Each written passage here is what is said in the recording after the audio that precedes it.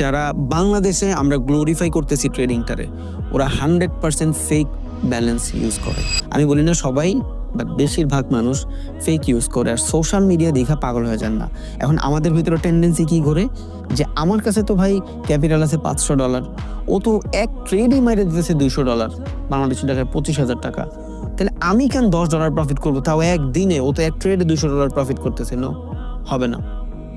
Because ওর ওটা real মানি কিনা আপনি জানেন না, ওর সাইকোলজি আপনি জানেন না, ও কতটুকু টাকার মালিক আপনি সেটাও জানেন না। এখন আমার কাছে ধরেন টাকা আছে 10 কোটি, আমি যদি ওয়ান লটের একটা ট্রেড নেই, খুবই সিম্পল একটা ব্যাপার, বিকজ 10 কোটির ওয়ান লটের ট্রেড কিছুই না, পার পিপ চেঞ্জে $10 প্রফিট, ইটস জাস্ট ইজি, খুবই ন্যাচারাল একটা জিনিস।